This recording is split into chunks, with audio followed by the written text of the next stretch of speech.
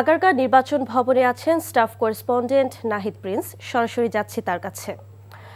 Nahid, EC সচিবালয়ে ঘেরাও কর্মসূচি কি এখনো চলছে?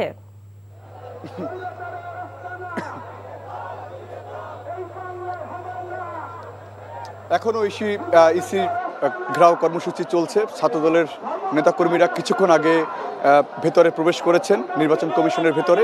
নির্বাচন কমিশনার তার যে জবাবদিহিতা তিনি বলছিলেন যে ছাত্রদলের নেতাকর্মীদের পক্ষ থেকে বলা হয়েছিল যে এই যে পোস্টাল ব্যালটের যে বিতর্কিত যে বিষয়গুলো ছিল, এছাড়া 3 দফা দাবিতে যে আন্দোলন, সেই আন্দোলনের বিষয়ে সেই নির্বাচন কমিশনার তার স্বচ্ছতার জবাব তিনি দিবেন।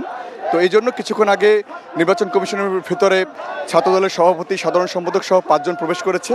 তারপরে সেখান থেকে কি সিদ্ধান্ত আসে সেটি আমরা পরবর্তীতে জানাতে পারবো। এছাড়া তারা বলছিলেন যে এই যদি নির্বাচন কমিশনার তার স্বচ্ছতার জবাব না দেয় তাহলে তারা তাদের যে অবস্থান কর্মসূচি সেটি তারা চালিয়ে যাবেন। কারণ বলছিলেন যে 20 বছর ধরে যে তাদের এই ভোটের যে লড়াই, গণতান্ত্রিক ধারার যে ভোটের লড়াই, সেটি অনেকটাই প্রশ্নবিদ্ধ হয়েছে সেই পোস্টাল ব্যালটের মাধ্যমে। কারণ সোশ্যাল মিডিয়াতে অনেকটাই কিন্তু এখন চলমান রয়েছে যে বিভিন্ন দেশে যে পোস্টাল ব্যালটের যে বিষয়টা রয়েছে সেটি অনেকটাই প্রশ্নবিদ্ধ উঠেছে, যে সেখানে বিএনপির যে লোগোটি রয়েছে সেটি অনেকটাই নিচে, বা এইগুলোই তারা বলছিলেন যে স্বচ্ছতার জায়গাটাও পরিষ্কার করা জরুরি।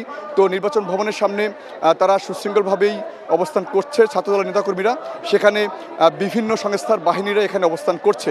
তো এই ছিল আমার কাছে নির্বাচন ভবনের সামনে থেকে সর্বশেষ।